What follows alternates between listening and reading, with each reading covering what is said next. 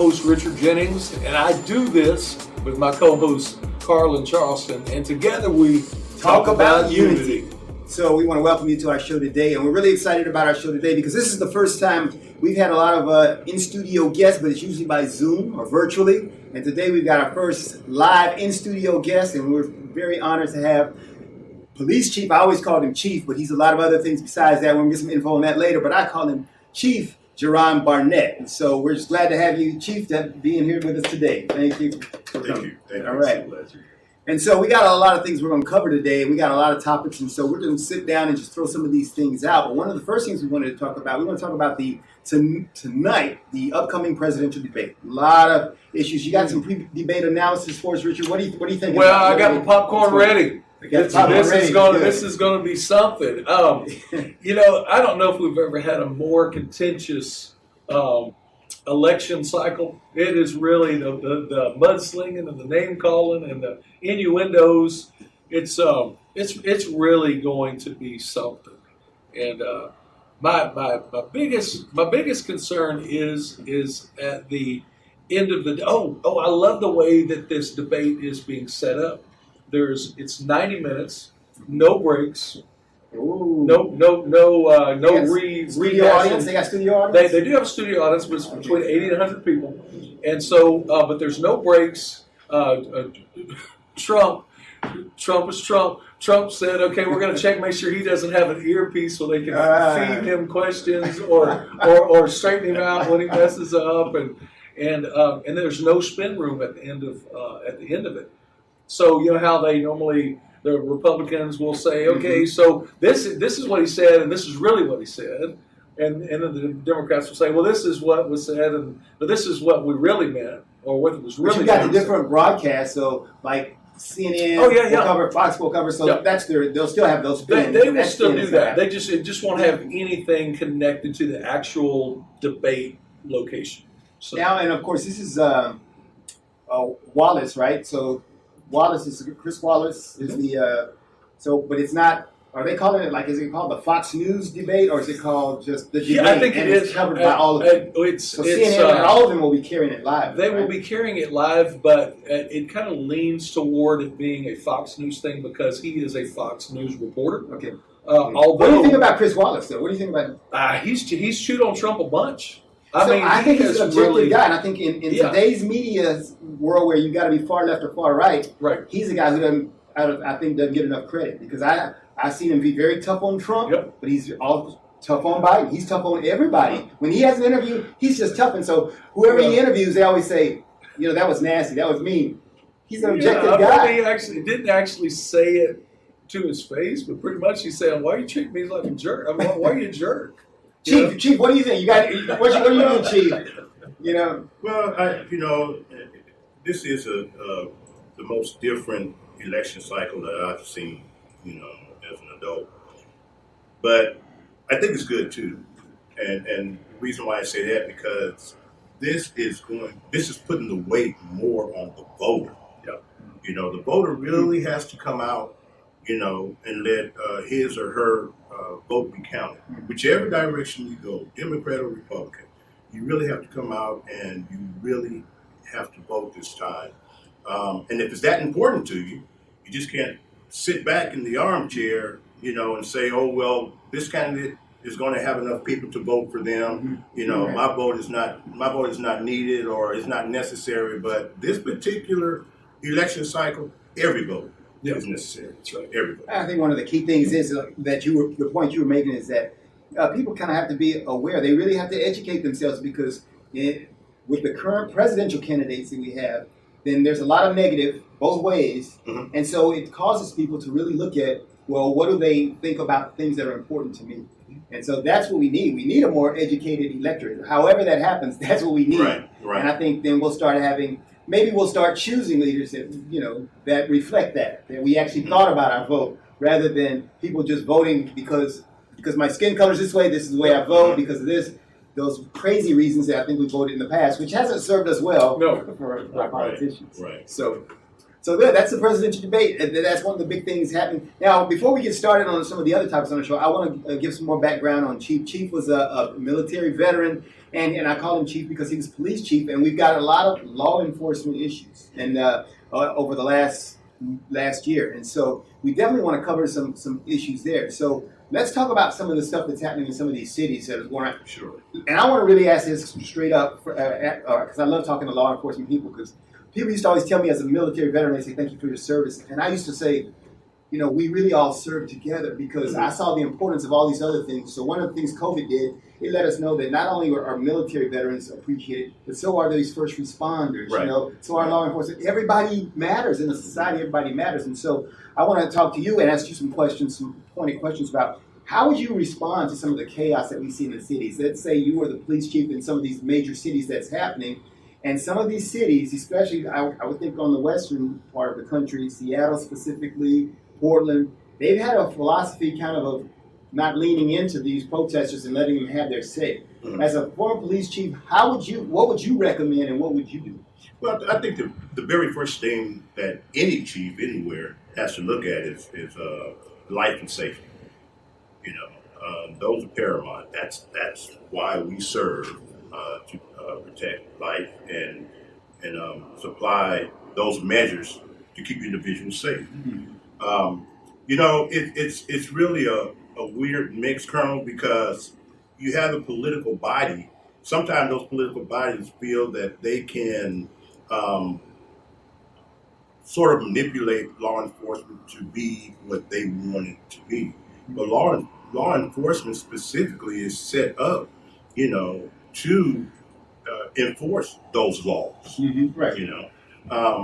But and I don't want to sit back and try to Monday morning quarterback a police chief, Right. But I would have basically looked at the safety aspect for that, and put that first. Now, sometimes that may be you saying you ignoring that political body and you doing what you have taken an oath to do. People they make a joke out of protect to serve, but basically that's your oath, to protect the public and to serve the public. And that service has to be with decency and with honor, of course. Mm-hmm. So I would have just really let the safety be paramount, and whatever was necessary within those parameters lawfully, protect the public. Okay. So when you say lawfully, so when people get in some of these major cities, you've seen a lot of the looting and burning and Mm-hmm. damaging. Is that the place where you would draw the line, or is some of that authorized? Because a lot of people have been saying, well, let's let that go. In some of these major cities, especially, I can always talk about Seattle and Portland. They kind of said, let's let them vent their frustration. Mm-hmm. Is that venting frustration authorized, or you've broken the law and we crack down? No, that's criminal. Okay, That's just all right. that's just plain criminal. Yeah, that's not happening. Yes. I was taught in the academy. It's an old saying where resistance ends, abuse begins. Mm-hmm. Okay. So to have a march to resist certain things, that's understandable. Everybody should have that right. Mm-hmm. But within that march, if someone take an idea that they're going to break a window, enter a business, and take what they want, that's criminal. So as an elected official, I serve as county commissioner. So for me to serve as county commissioner and sit back and say, hey, let them go ahead and bust the windows over there in that store, they're going to be okay. How can I effectively do that? Because to serve as commissioner, you also take an oath. So how can I serve as commissioner and be true to that oath and allow that damage to happen or to transpire? It's criminal. It's criminal. Good. All right. And so, we're going to get to some. So, Chief Barnett is the Water County Commissioner in Precinct 3. And so we're going to ask him some specific things about his area of jurisdiction and the Precinct 3. But I'm trying to milk him up to some of this law enforcement stuff right now. So, because we got so much of that time. I want to ask you a question about Breonna Taylor and the situation there. So where do you think, and kind of just a slight review, of course, they didn't indict anybody specifically in regards to Breonna Taylor's death, but they indicted the one officer for in wanton endangerment because he was firing indiscriminately. What do you think the right response, or what do you think? And do you think that it's not over? In other words, do you think it's not over because evidently they're beginning to now look into the warrant process? Maybe they lied, or do you think that what they did was a logical outcome? The Kentucky Attorney General basically came up and said, "We don't find that there was anything criminal about the fact that her boyfriend fired at them, and they just responded and fired him, so she was killed, and so that's kind of like the end of it." So as you saw, there were protests and demonstrations because people are upset about that, and I think they're having a Justice Department investigation nationally so that they can look further into it. What is your view on the road ahead for the Breonna Taylor situation? What happened? Well, Colonel, I really don't know as far as going forward. Those things that may transpire. I only hope that there will be some civility in what transpired, because this is definitely a time for conversation. Yes. Let's talk about it. Yes, it's definitely a time. Talk about unity. Yes. And Kentucky law, I don't know how, that law is, but as a former police administrator, and looking at that particular situation, it's possible that it could have been handled differently by law enforcement, and not trying to point a finger at anyone, and trying to say who was right and who was wrong, because we still have to look at the law, the written law, for that particular state, and how that law is correlates with the actions that transpire, but just being in situations, I've executed warrants with agencies that I work for, executed warrants with federal agencies, and maybe it's time that we take a look at how those warrants are executed, as far as our approach, and the way we do our approach. Law enforcement is something that has been around for centuries and decades. I want to say maybe New York was probably one of the first, way back in 1830 or whatever, it started. But needless to say, everything has to go through its origin, and everything has a start, it has a middle, and it has an ending. And even in law enforcement, I think we should start looking at some of our processes and some of the way that we do things, But I will say this, and you all forgive me, I'm a preacher's son, so if I get winded, just let me know. But so are you. I know. You can go. So, but one thing that has to be understood, and this is not by any means an excuse, everyone is fearful. People look at law enforcement, they look at us wear a uniform, they look at us wear the badge, man, you're scared. You're scared. Right. You're scared. And if you aren't scared, when you get ready to execute something, then there's something wrong with you. Right. So maybe those are things that, we need to look at also, the training, we do training. Now, I don't think legislatively, I wouldn't want anyone that doesn't know anything about law enforcement to offer suggestions. Yeah. Tell you what you need to do. That's just like me. Yeah. Just like me, I don't know a thing about brain surgery, so I was crazy. Ben Carson, how to do something. Exactly. Yeah. Exactly. So that's really good, and I think you made a very key point. Of course, we're here on Talk About Unity, and because I'm the executive director of the Race American Unity Movement, and I think that the point you make about us being scared, and it's everybody really is scared. Yes. Everybody's scared of each other. Why? I think a lot of it has to do with our social media. We don't really connect with people, and that's why it's so important we got our live in-person guests, because there's a difference when you talk directly to a person than it is when you're shooting out text messages or doing social media. And that keeps us from really knowing people. So we think we know people. And think about you've been on social media and you get the hate that's generated. Oh, yes. And you can hate somebody from Yeah. a distance. But when you start talking to them like this, something different happens. Right. There's something about that eye-to-eye contact that we Right. make. And so I think we are scared. I made a post on Facebook last week where this lady walked up to this police officer in a car. And she said, I just wanted to tell you this. And she wrote him a letter and said, we appreciate what you all do. And it was a dark-skinned lady. Mm-hmm. He was a light-skinned guy, police officer. Mm-hmm. And can you imagine the bond that was after that? And I said, that's how we make change. Right. Because she just wanted to say, thank you for what you do. And he then was able to reciprocate and say, thank you, whatever.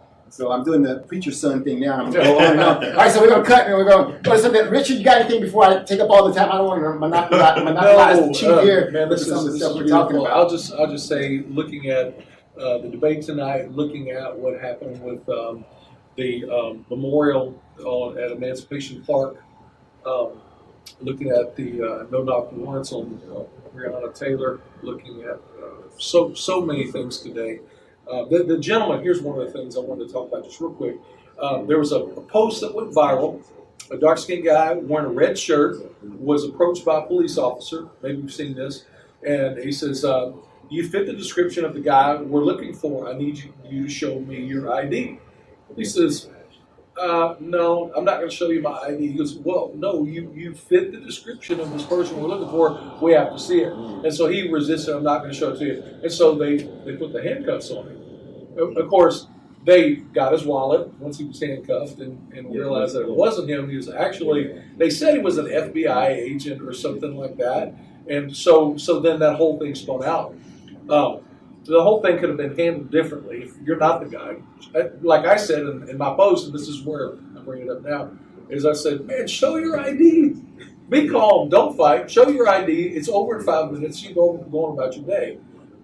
The vicious attacks that I received by saying that, of course, I'm this name and I'm that name. I'm this, this is what, and I thought, we really can do a better job the way we post on social media, the way that we interact with law enforcement, the way we react with other parts of our culture, our community, and talking about things. It all comes down to what you said about that letter that she wrote to the police officer.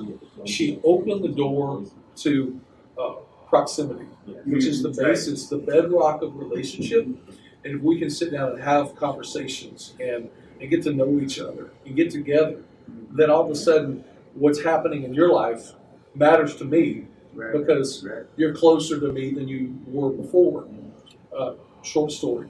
I was in the hill country. He's not just a preacher's son, he's a preacher. So we're going to be here a while. All right, I'm a preacher, got a story. So when I was out there, I did a real good job keeping the fields not mowed so they have 9 baby deer running on the place. Well, this one young deer tried to jump the fence like the adults, caught its front leg, broke its neck, and didn't know it. But I went over and I saw the deer was moving, saw the buzzards circling. I'm like, no. So I went over and picked up this deer and realized something was wrong. Called the game warden. They put me through all the different tests. Sure enough, the deer is paralyzed. But we tried 2 days, massaging its neck, feeding it, giving it water, moving it, trying. Of course, there was no good, and so I had to put the deer down. And so after I put that deer down, the first thing I said was, who made that deer run too fast? Was there a car? Let's put some speed limit signs on the road. Let's shorten those fences. Trying to come up with all the reasons we'll keep these deer from getting hurt. And the memorial at Emancipation Park of this, these people that are losing their life for these social injustice things. I noticed on the stage, there was not one white person on that stage. There was one light-skinned lady that spoke just briefly and one Hispanic man that spoke, but the entire swath of humanity that was around this speech or this presentation of having this, it's a monument or a memorial for people all around that have lost their life to injustice. And I thought 83% of the population is non-African American. And it just seems like the people on the stage really don't want the input and help 83% of the population. I thought, no, we need to build a relationship and let everybody get on the tug of war rope. Let's everybody pull on this thing, because if we build relationship and we're one step closer to each other, then when injustice happens, you're going to have a whole lot more weight, a whole lot more influence, a whole lot more even rapport with those that the officers feel comfortable with, or the political decision makers. We have relationships sometimes, and then we can go and we can really push against some of these things that really should be addressed. Yeah, that's very important. I think in any major analysis you make, and I've been doing a lot over the last few years since I started my nonprofit, as I travel the country, and one of the things I look at historically is that Dr. King, along with the others who've made really good progress in this area, they talked a lot about integration. Right. I mean, integration was a very big word. You don't hear that much. No. You don't hear that, and we don't understand that there's going to be a difference if you come up with a solution that has the integration of all the people involved, vice one that only has a certain segment of the people involved. We are America, and we're kind of a different animal in the sense that we have a whole lot more diversity than most countries. Most countries are more monolithic, and so they might not have those issues as much as we have them. So you can easily disenfranchise somebody by just catering to your kind in America, and that can have very profound impacts. And so Dr. King, I was watching last night on PBS. They had this, it said, "Still I Rise, America After MLK." And I noticed that when they're marching, they had signs that said, "Integrate now, integrate now." And when you think about the other side, there were people who kept saying, "We will never integrate. Desegregation now, desegregation forever." And so there's something very important, just like we were talking about, it's important that we bring people together and talk face to face. There's something very important about us integrating and becoming one. Sure. Kind of the thing you're talking about. When you have these things, it's easy enough for us to say, let's have a black-only thing. It's very easy to do that. Right. The question is, what kind of impact is that going to have? Is that going to have negative impacts later when you really want integration, when you want help from other people? You can't say, I'm going to be over here and do my thing, and I'll call you when I need you. We've got to integrate, and I think that's a very big part of what we do at the American Union. We talk about how we can work on these things together and bring about solutions to it together. You know, Richard, and what you were saying, you know, sometimes these groups don't want outside help. Assistance. Yeah, they don't. And the reason I believe sometimes because it weakens the stance. You know, if I'm saying this group right here does not want to help me or work with me, and no one from that group is here with me, you understand what I'm saying? Sure. Then it's easy for me to take that. It's easy for me to take this stance there, and it becomes stronger in the eye of the individual who really don't know, you know, what's truly going on or what that stance is. But if Richard would come over here to help me, you know, I can no longer say, well, that group over there doesn't want to help me. So it weakens my foundation now, Sure. you know, and I see that a lot now in this election cycle. Right. that Political arena. Yeah. Yeah. Sure. Yeah. Mhm. So Yeah, that's huge because all the things. And I mean, think about in your precinct. Tell us what the makeup is of your precinct, and like you're running for re-election now. Mhm. What does it take for you to get re-elected? How do you campaign? I basically, right now in this pandemic, it's kind of hard, Right. you know, Mhm. knocking on doors because some people just aren't going to open, you know. But social media, you know, I have a real good young man that's helping with social media. Well, you know, he's one of yours, coaching. Oh wow, yeah, okay, Yes, great, yes, yeah. yes, So he's outstanding. double time. Oh, He's volunteering for me. I don't pay him, but no, outstanding. outstanding. Yeah, he's really good. He is outstanding. You know, so we're doing the social media, Good. you know, and Waller County as far as publications and things like that. You know, our newspapers we have two, Waller Times and Hotline Press. So, you advertise that. But basically, it's getting out where you can and putting your message out there, and trying to help people to remember what you've been able to accomplish or what you've been able to help accomplish, since I've been commissioner. Well, make that pitch. Tell us what make that pitch. Tell us what the people in Precinct 3 need to know about Jerron Barnett. Well, the first thing you need to know about me is that I'm still me. No, but I'm a father. I'm married. I'm a father. 2 daughters. Both attend Prairie View A&M University. Both I'm very proud of. I've served as the police chief for the city of Prairie View for it was approximately 4 years. And at the end of that, I thought I was going to just get away from public service and try to go out to the corporate world. But people within the community came to me and asked me to run for commission. And that's what I did. That was in 2012. I took office in 2013, and I'm still there now. It has really been a wonderful opportunity for me to be able to see some things transpire. Waller County right now is really a growing county.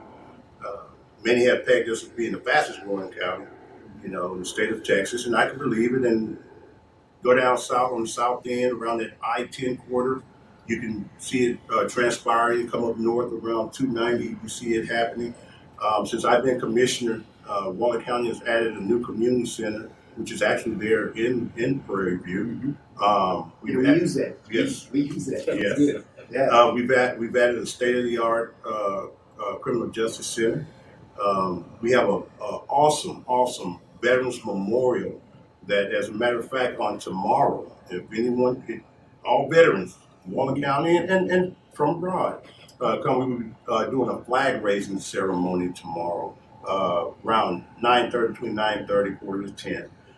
Where's that? Right in front of the courthouse, Hempstead. Oh, okay. 832 Austin Street, which is the main highway right there. 0290. Yes. And it is totally awesome. It's something that I've been blessed to chair that Veterans Memorial Committee, and I want to thank those committee members for allowing me that opportunity. But we've had people from the community, businesses to donate. The county has done its part, and one thing we have to understand that. No matter how you see your freedom is not free. That's right. It's a cost that had to be paid. So, and this is our way of honoring those who have paid that cost. Both present and past, and for those that may be looking at it more in the future. Right. So, but we've also improved our library. We have a new court annex on the south end, or county annex rather, on the south end. So we're growing. We have phenomenal businesses. We have an excellent economic development program, which is spearheaded by Vince Yoakum, phenomenal individual in doing what he's doing.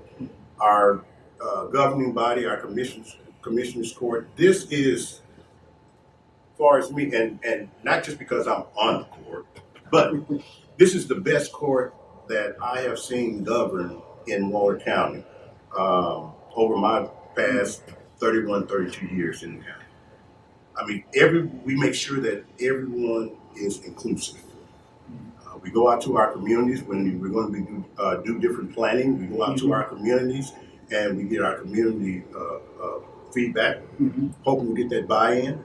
As we were discussing earlier before we aired, our strategic plan. Yes. We have an all-encompassing strategic plan in Waller County, and we have a master park plan that we're working on, transportation plan. But all those plans are due to citizen participation. The citizens actually coming out and saying how they would want their county to look and to be represented. And I also want to give a shout out on the strategic plan to the extension co-op there at Prairie View A&M University. When we first started this thing in 2013, they were the first players on the field to help us with this. You know, and then others came in and began to help us. Our present county judge, Trey Duhan, he did a great job in bringing outside sources and pushing this thing forward. You know, when I first became commissioner, one of the things that I did not see was any type of planning like that. You know, so I went to the county judge at that time, who was Judge Glenn Beckendorf. Yeah, You remember Judge Beckendorf, and and I was talking with him and asking about a plan for the county, and Judge Beckendorf said, "Well, Commissioner, I don't think we have any. Why don't you, you know?" So he told me to go to Prairie View A&M, you know, which has been a wonderful resource and has really helped in all our planning, you know. So, but we're growing. You know, I thank God to be a Waller County, and we're going to, yeah, and we're going to continue. We're going to continue to grow, and you know, go Bulldogs. Hey, we're all Bulldogs here. Yes, yes. Let me ask you this about we're on that Prairie View thing. There's been growing up in Prairie View and then leaving and coming back. One thing that's been a constant is there's always been lawsuits between, and sometimes I'm not exactly sure, but Dwayne will always tell me what's going on. But there have been so many lawsuits where the university, I guess, against the county or whatever. What is the basis for that? And is any of that stuff still happening? Have they resolved some of those issues? Yes. Unfortunately, I can't speak on that right now because we are presently involved in one of those issues. But it is something that been nagging for a long time. Yeah. So, does it appear that we're making progress? Are we really addressing the actual issues now? And what has been the reason why it's taken? Yes, I say we are, especially with this court that we have now. Okay. I say we are because this court has taken every measure once again to make sure that everyone is inclusive. Okay. You know. So that kind of ties into. I want to ask, what is the atmosphere? You talked about the inclusive court, and so we're making some strides in what I call the era of Black Lives Matter. Mm-hmm. How has that been affecting both the work of the court and Waller County in general? Mm-hmm. What's your view on Waller County in general and how the court is played? Right. Carl, you know, with the Commissioner's Court and within the county itself, we've done things that, once again, like I said, I haven't seen done before. You know, internships. You know, we have internships, bringing in students from Prairie View A&M University. Our district attorney has a program that he initiated to help those that have had instances with the law, brushes with the law. Mm-hmm. You know, to help them out, and if they complete this program, it will help them in the future as far as keeping their records from being damaged. Because, you know, sometimes the slightest little thing can, and especially for a college student, you get that on your record now, it damages your life forever. You know, and our district attorney, Elton Mathis, has done a phenomenal job in helping to make sure that those light brushes with the law, now the individual has to pay their penance, right? You know, but to make sure that it doesn't become a crippling thing to their future. Mm-hmm. So, and that was something that we hadn't seen before. You know, we hadn't seen before. We're still working. As a matter of fact, I'm working with Congressman Mike McCall on our zip coding issue. As you know, Prairie View has 3 different zip codes. You know, and economically, it's crippling. Mm-hmm. You know, because it doesn't show a designation, you know, for the city of Prairie View itself, except, you know, right now, when you put in the address in one of the locating mechanisms, the university would pop up, but you still have the city itself. So Congressman McCall is working with me on that. He's being very, very aggressive with that, and I think we're going to get something done. All this stuff, it takes time, of course. You can start today, and it may not come to fruition until 3 or 4 years from now. But you have to plant the seed, to get it going. I really think some of those things on that particular issue with your future planning, we had talked earlier, Yes. 10, 15, 20, 25 years into the future, embracing residential, commercial, the university, so many things. Business is coming. Oh, yes, they are. So we can either manage change or get run over by change.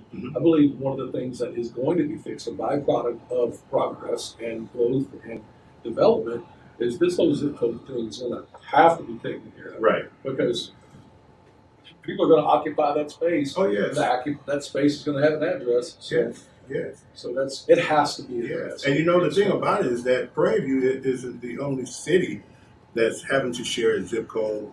Further down south, the city of Patterson is also having to share a zip code with the city of Bush. So it makes it hard to have your economic footprint and your identity when you're doing that. So, but I'm after talking to Congressman McCall, I feel that we're going to get, something done behind it, but it's going to take time, and everybody needs to understand, that they have to give us the opportunity within that time to get these situations taken care of. And I look at the infrastructure, and you look at Prairie View, and we got about 5 or 10 minutes left, and I'm going to end them with talking about this because it's kind of the story I think of our country, America, is that we have some bad history, across America, and we know a lot of that was along racial lines. But we've got to start thinking about how we move forward in that. Right. And so when I look at Prairie View, I remember when we opened up our barbecue restaurant there, and we were looking at some other property acquisition. We noticed some very strange things, and it's certain things such as like, you drive to Waller coming from Houston on 290, and as you're headed west on 290 there, then you got those feeder roads, up through Waller. As soon as you exit Waller, no more feeder roads. Right. Then they begin again after Prairie View, and you go on, and you go, and so we used to think about that. Why is that? Why are we a pass-by? And then we add that onto the zip code issue. Why can't we get zip codes? And you get this picture, and you start thinking. And I'm a very objective guy to go, man, somebody had some very divisive things planned for us. And so it's much more important for us to start thinking about how we go forward and then what we can do differently so that we prevent that from happening in the future. So yeah. Carl, that's a good thought. But I think we also need to look at the history on some of those things and how they came to be. Since I became commissioner, it's my understanding that one of the reasons why we don't have those feeder roads is because whoever were the elected officials at the time, and this was a municipality, that they didn't want the road to go straight through as it does coming out of Waller and going into Hempstead. They wanted to go underneath because they didn't want the noise disturbing the local residents, So with that road going under, having the overpass, and you have to go underneath University Drive there to continue east or west on 290. That presented a problem too, as far as the service roads. But trust me, TxDOT is looking at that, and I think because when you get into that, then you get into the economics then, because your property there is not nearly as valuable if you got that feeder road where you can put businesses and you can get, because otherwise now people can't get off there, and so so it's one of the things you think about. Progress. That progress is going to bring about those things. We can see them. We can see that ball rolling. Even right now in the Waller area, we can see that ball rolling. Well, now how's Precinct 3 and Waller County doing as far as COVID? How are we doing? Look here. Waller County, we have decided not to rely on the state, not to rely on the federal government, but to do this thing ourselves. We have our own COVID testing that we're doing. And we voted this in week before last, I believe it was. And we're working with a medical facility out of Fort Bend, and they're helping us to where we can do our own COVID testing.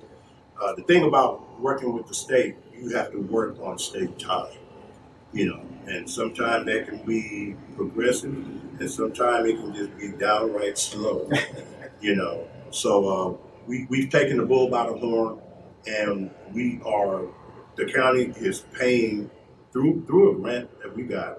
The county is paying for our own COVID testing for our citizens. Oh, wow.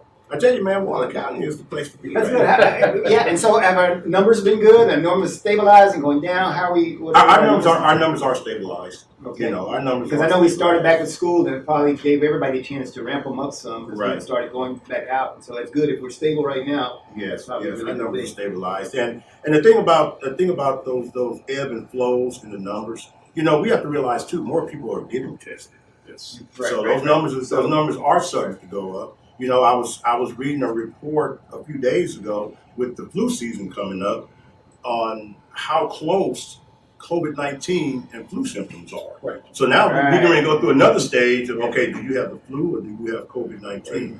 So, yeah. Challenging times. All right. Hey, well, we appreciate Chief in the studio with us today. Like I said, our first live guest. It's been a great time. And we look forward to. You got any closing comments before we head out there, Rich? No, I just sure hope things work out for you, Chief, because Thank you.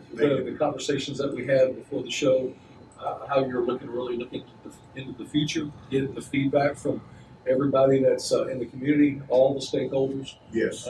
It's what Waller needs. Yes, It's sir. something that we've longed for appreciate decades ago, and Yes. now we see the progress. It is here. And so, How can people find you, support you? You got anything, a Facebook website where people can go and support Chief? Well, I keep saying Chief. He's Commissioner Barnett now. Commissioner. Yes. Re-elect Commissioner Barnett. Or you can also contact me if you'd like. I'll give you my number, which is 832-483-8900. Or you can also P.O. Box 2846, Prairie View, Texas 77446. And once again, I appreciate everyone's support, but more importantly, I'm asking for your vote for re-election. Please allow me to finish some of those things that we started, and to start some of those things to where someone else will have opportunity to finish. Outstanding. On behalf of my co-host Richard Jennings, I'm Carlin Charleston, and we're here to talk about Unity, sponsored by Race. We want to thank Chief Barnett for being with us today. And until next time, remember, on Edge Radio Network, truth still matters. When people stop talking to each other, society is on the edge. Let's bring them back. Edge Radio, because truth still matters.